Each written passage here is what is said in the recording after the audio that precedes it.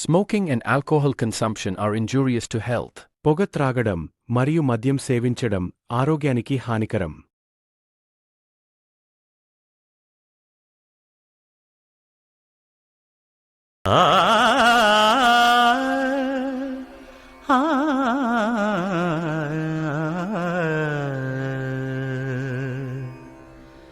కొండలలో నెలకొన్న కోనేటి రాయడువా.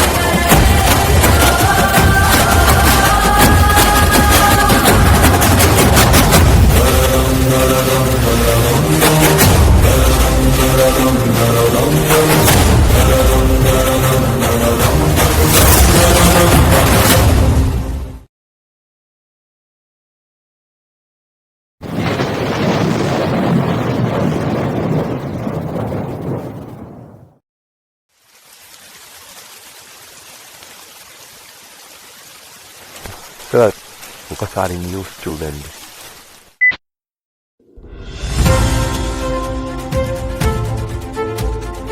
Breaking news. Major దేవా గల్లంతు. యుద్ధం అనంతరం మేజర్ దేవా అదృశ్యమయ్యారు. చివరిసారిగా శత్రువుల భూభాగంలో కనిపించినప్పటికీ ఆయన గురించి ఇప్పటివరకు ఎలాంటి సమాచారం లేదు. జీవించారా లేక అమరులయ్యారా అనేది ఇంకా తెలియదు. సైన్యం గాలింపు చర్యలు కొనసాగిస్తోంది. దేశం మొత్తం ఒకటే ప్రశ్న, మేజర్ దేవా తిరిగి వస్తారా? ఇప్పుడు ఆయన వీరోచిత గాథను గుర్తు చేసుకుంటూ చివరిసారిగా ఒకసారి చూద్దాం. మేజర్ దేవ్ అనే వ్యక్తి భారత సైన్యంలో ఒక ప్రతిభావంతుడైన మరియు శిక్షణ పొందిన అధికారి. సైన్యంలో ఆయనకు ఉన్న అనుభవం, నిరంతర శిక్షణ మరియు పట్టుదల వల్ల ఆయనను అత్యుత్తమమైన నాయకుడిగా నిలిపింది. మేజర్ దేవ్ ఎలాంటి క్లిష్ట పరిస్థితుల్లోనైనా శాంతంగా మరియు తెలివిగా స్పందించగలిగే సామర్థ్యం కలిగినవారు. సైనిక వ్యూహాలను నిర్మించడంలో ఆయనకు ప్రత్యేక నైపుణ్యం ఉంది. అలాగే తన జట్టు సభ్యులకు ప్రేరణ ఇచ్చి వారిని విజయానికి నడిపించగల శక్తి ఉంది. దేశానికి సేవ చేయడంలో ఆయన చూపే నిబద్ధత మరియు త్యాగం సైనికులందరికీ ఆదర్శంగా నిలుస్తాయి. మేజర్ దేవా.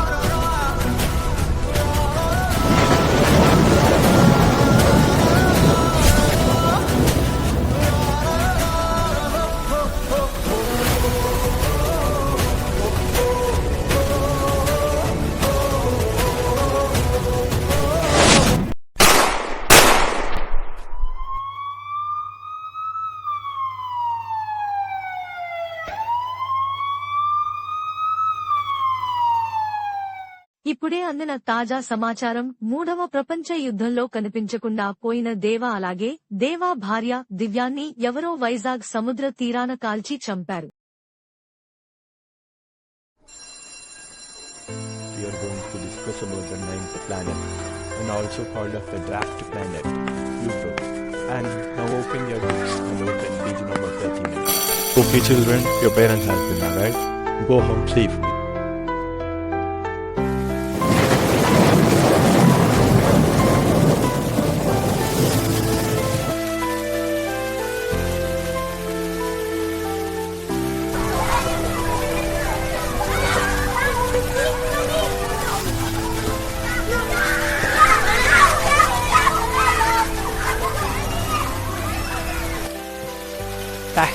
Another na కొడుకు చూడండి.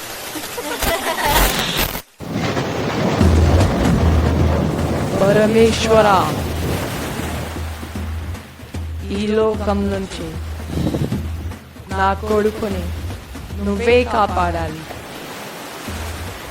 నీ కొడుకుని నేను కాపాడడం కాదు తల్లి, నీ కొడుకే ఈ లోకాన్ని కాపాడుతాడు. ఓం నమః శివాయ.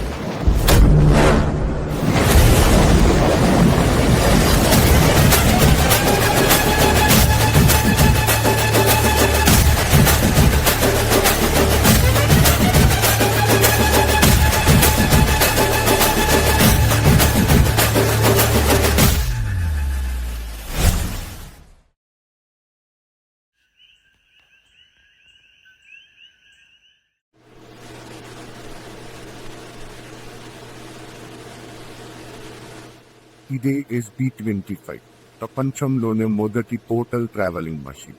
దీనితో వేరే ఏ లోకానికైనా ఈజీగా ట్రావెల్ చేయొచ్చు.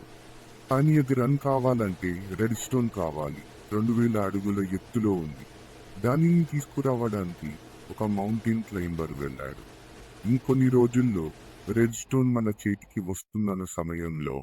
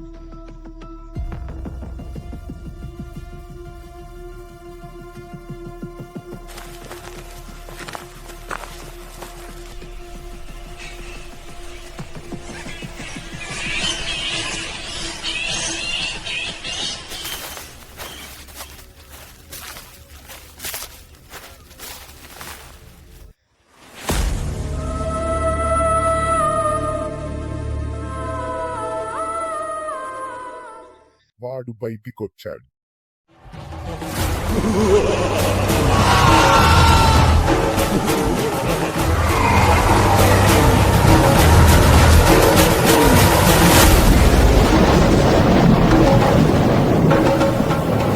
వాడిని ఆపాలంటే మళ్ళీ ఆ సూర్యనారాయణ దిగిరావాలి.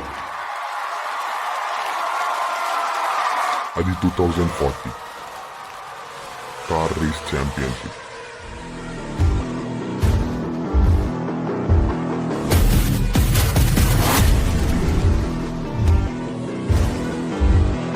అందులో సూర్య ఫస్ట్ వచ్చాడు.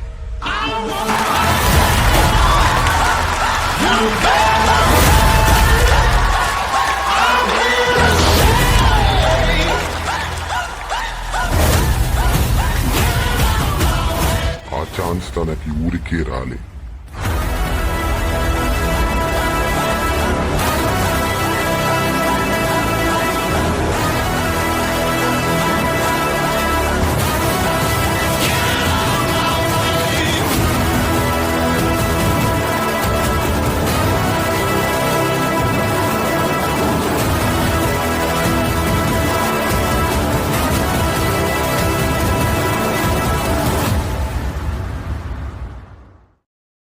సూర్య దేవా కొడుకు.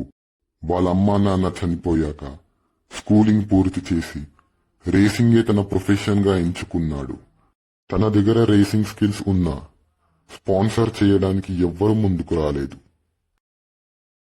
ఒకరోజు SB-25 CEO అయిన రామకృష్ణని ఎవరో కిడ్నాప్ చేశారు. అది తెలుసుకున్న సూర్య తనని కాపాడడానికి వెళ్ళాడు.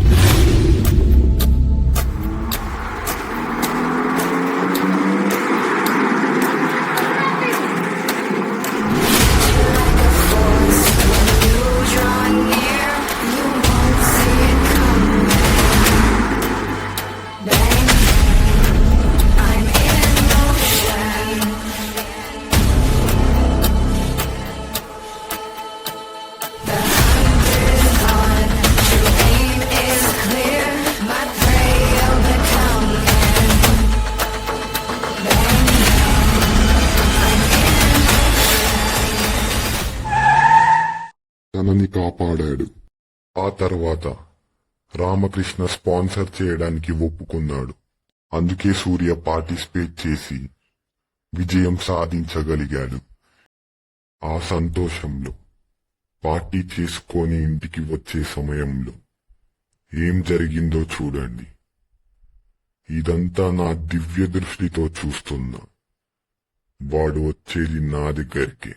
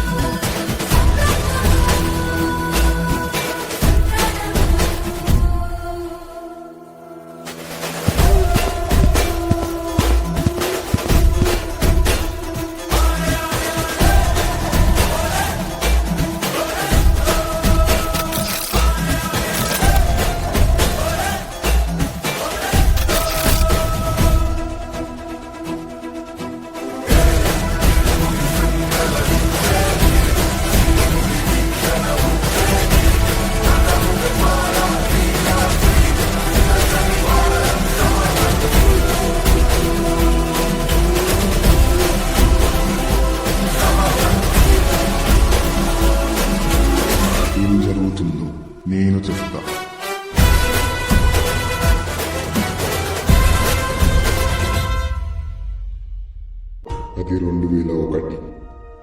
ఇంత ప్రశాంతంగా ఉన్న సమయంలో కాలనంద అనే రాక్షస వంశంలో పుట్టిన ఒక రాక్షసుడు అసురేంద్ర 1008 రోజులు ధ్యానం చేసిన తర్వాత ఆ మహాశివుడే తన ముందు ప్రత్యక్షమయ్యాడు. ఆ క్షణంలో అసురేంద్ర ఏ దైవశక్తి ఏ మానవ శక్తితో మరణం లేకుండా చూడుమని ఆ మహాశివుణ్ణి వేడుకున్నాడు. దానికి ఆ మహాశివుడు ఒప్పుకున్నాడు.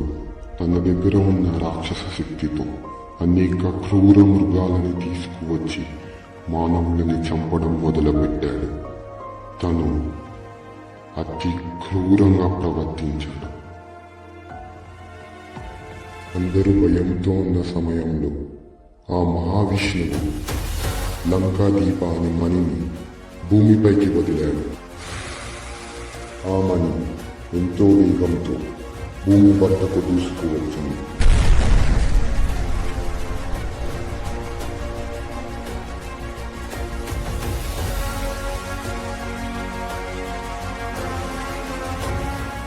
భూమిని తాకడంతో ఒక వాయుగర్భం తయారైంది.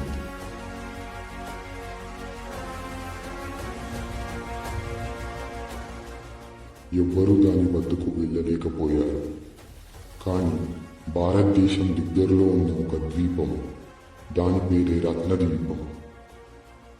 ఎన్ని దేశాలు ఎదిగినా ఆ ద్వీపంలో ఇంకా రాజ్యాలు గుర్రాలు మాత్రమే ఉన్నాయి. అందులో ఒక రాజ్యం అమరకోట. ఆ రాజ్యానికి చెందిన యువరాజు ఒకరోజు పర్యాటకం కని భారతదేశానికి వచ్చాడు. అప్పుడు కనిపించింది ఆ లంకా దీపం అని. ఆ మణి యువరాజులో కలిసిపోయింది. అందులో ఉన్న శక్తి సామర్థ్యాలన్నీ ఆ యువరాజుకి వచ్చాయి. యువరాజుకి తెలిసింది ఏంటంటే అందులో అసురేంద్ర పతనానికి పరిష్కారం ఉందని. అసురేంద్రాన్ని ఆపడానికి ఏ శక్తి ఉందో ఆ యువరాజుకి తప్ప ఎవ్వరికీ తెలియదు. ఆ మణిలోని కొత్త విషయం ఏంటంటే ప్రతి తరానికి ఒక కొత్త కర్తవ్యం ఇస్తుంది. ఆ కర్తవ్యం పూర్తయ్యాక ఆ మణిని వాడిన వాళ్ళు బూడిదైపోతారు. యువరాజు అసురేంద్రతో యుద్ధానికి సిద్ధమయ్యే సమయంలో అమరకోట రాజ్యానికి విషయమంతా తెలిసిపోయింది. అప్పుడు ఆ రాజ్యంలోని సైనికులంతా అసురేంద్రాన్ని చంపడానికి వచ్చారు. కానీ ఆ యువరాజు రాజ్యానికి తిరిగి వెళ్ళి అందరికీ నచ్చచెప్పి ఆ రాజ్యంలోని శివాలయంలో తన తరతరాలు ఈ లంకాదీపం అని కోసం సిద్ధంగా ఉంటుందని ప్రమాణం చేశాడు.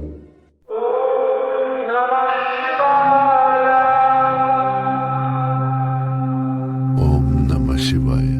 ఆ యువరాజును ఎప్పుడో దూరం నుంచి చూశాను. ఎలాగుంటాడో సరిగా తెలియదు. కానీ కొందరు చెప్తుంటే విన్నాను.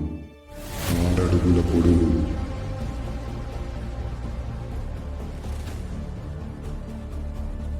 కళ్ళల్లో తేజస్సు,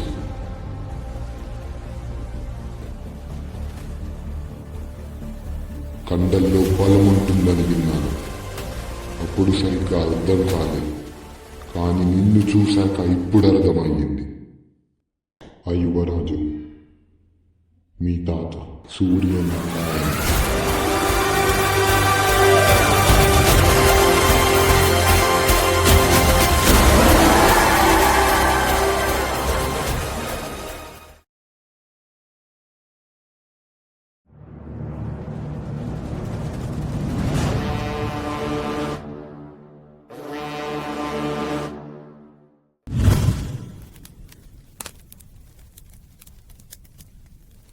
ప్రభు, గుర్తు తెలియని శత్రు రాజ్యం మన రాజ్యంపై దాడి చేస్తున్నారు. ఓం నమ శివాయ.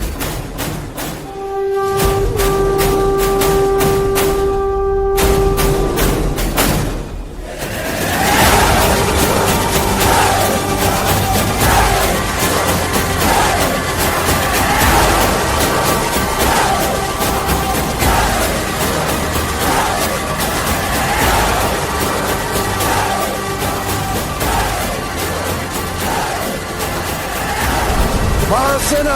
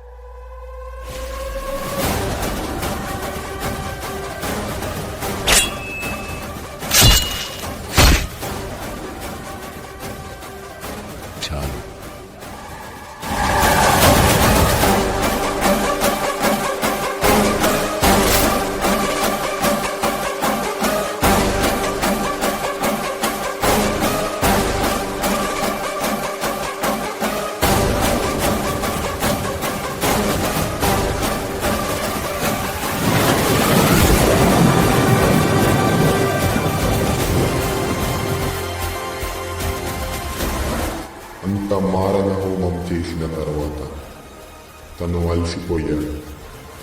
కానీ అసురేంద్ర వాడి మాయశక్తితో లెక్కలేనంత సైన్యం తీసుకొస్తున్నాడు. అలసిపోయినాక ఏం జరిగిందో ముందు ముందు నీకే అర్థమవుతుంది. ఆ తర్వాత తెలిసింది ఏంటంటే ఒక మాయా పెట్టెలో అసురేంద్రాన్ని బంధించి ఒక దట్టమైన అడవిలో పెట్టాడని. తన కర్తవ్యం పూర్తయ్యాక తను బూడిదైపోయాడు. ఇప్పుడు ఆ లంకాదీపమని నీ దగ్గరికి వచ్చింది. ఆ మహాదేవుడిచ్చిన వరముంది కదా, అయినా మా తాత వారినిలా బంధించాడు. అహంతో కళ్ళు నెత్తికెక్కిన అసురేంద్ర ఒక చిన్న తప్పు చేశాడు. ఆ మహాశివుణ్ణి ఏ దైవశక్తి ఏ మానవ శక్తితో మరణం లేకుండా చూడమన్నాడు. కానీ మీ దగ్గర ఉన్నది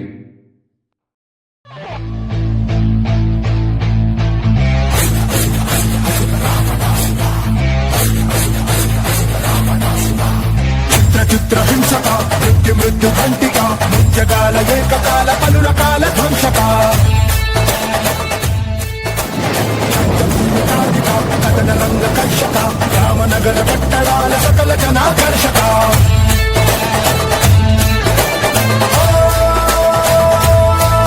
అంధకార తార ధీర సుధీర అందమైన రూపమున్న అతి భయంకర.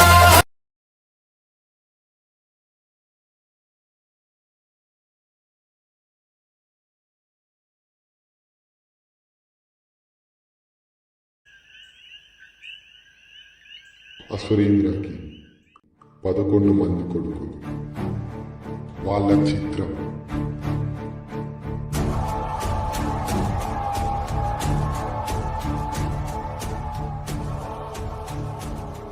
ఆ లంకాదీపం అని ప్రతి తరానికి కొత్త కర్తవ్యం ఇస్తుంది అని చెప్పాను కదా. మీ తాత తరానికి వాణ్ణి బంధించడం, కానీ ఆ బంధించిన పెట్టెని ఎవరో తెరిచారు. ఇప్పుడు అసురేంద్ర మళ్ళీ బయటికి వచ్చాడు. నీ కర్తవ్యం వాడిని చంపడం. నా సమాచారం ప్రకారం వాడు వేరే గ్రహంలో ఉంటూ మన భూమిని అనేక క్రూర మృగాలతో నాశనం చేస్తున్నాడు.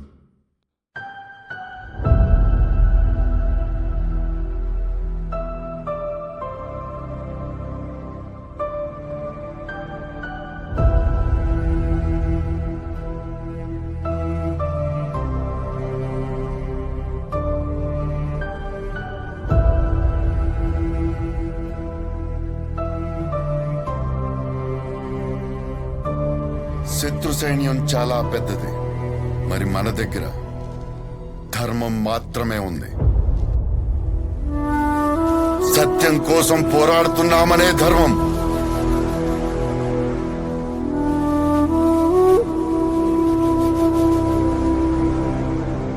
కానీ ఒక్కటి గుర్తుపెట్టుకో, అసురేంద్రాన్ని చంపేశాక నీతో పాటు ఆ గ్రహం కూడా బూడిదవుతుంది.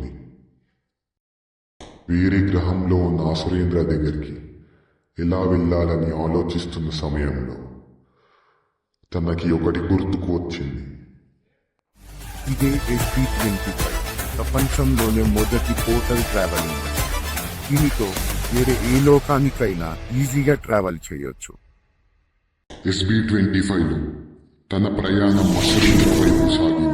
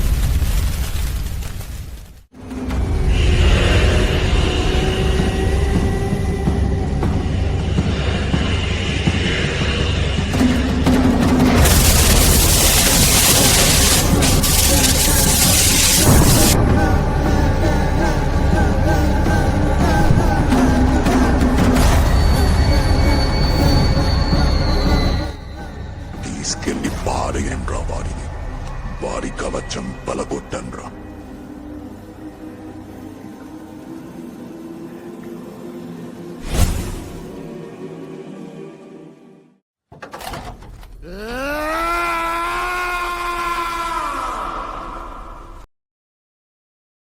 ప్రతిసారి తననొక చెయ్యి కాపాడుతూ వచ్చింది. వాళ్ళమ్మ చనిపోయాక కాపాడింది అదే చెయ్యి. యాక్సిడెంట్ అయ్యాక గుడిలోకి తీసుకెళ్ళింది అదే చెయ్యి. చిన్నప్పటి నుంచి కాపాడుతుంది అదే చెయ్యి. ఇప్పుడు కూడా కాపాడబోయేది అదే చెయ్యి.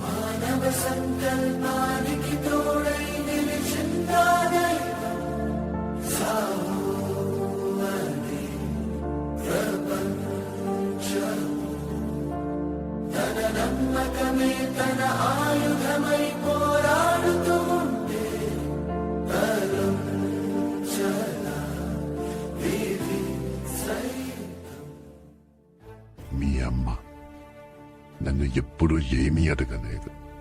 కానీ చనిపోయేటప్పుడు మాత్రం నిన్ను కాపాడమని అడిగింది. అందుకే అనుక్షణం నీ వెంటున్నాను. ఇప్పుడు కూడా నీ వెంటుంటాను. నా శూలాన్ని తీసుకెళ్లి ఆ అసురుడిని ముగించు. పైకిలే.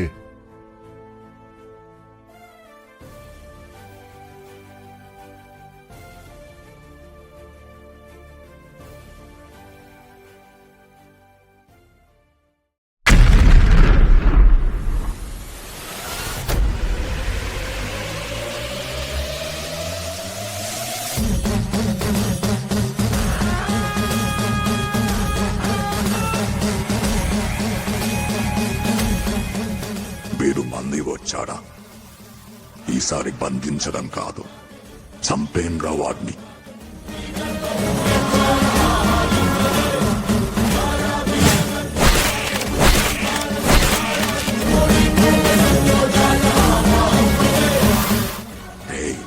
విను, నన్ను ఏ మానవుడు ఏమీ చెయ్యలేడు. నువ్వు కూడా ఏమీ చెయ్యలేవు. అనుకుంటున్నట్టు నేను మానవుణ్ణి కాదు.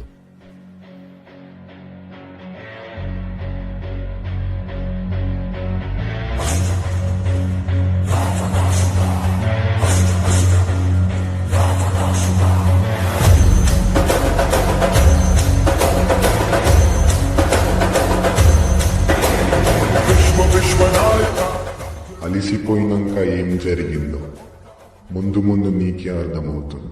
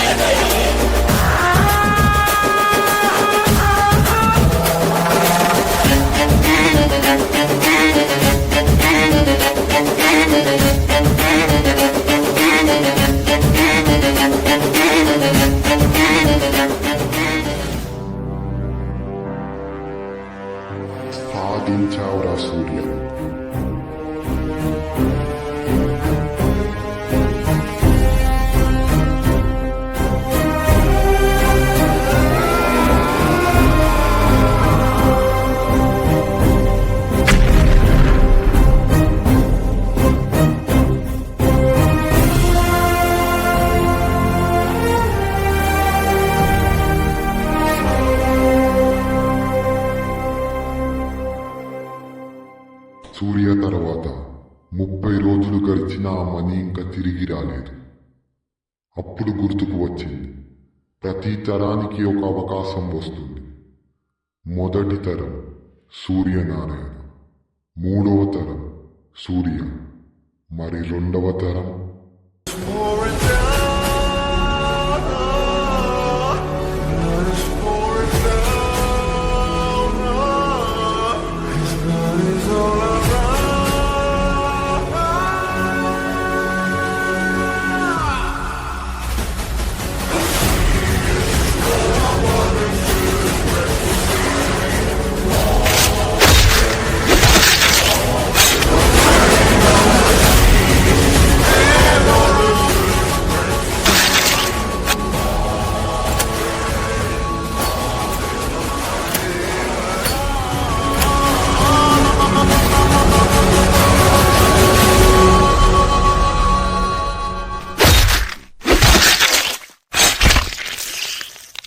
ఈసారి తన కర్తవ్యం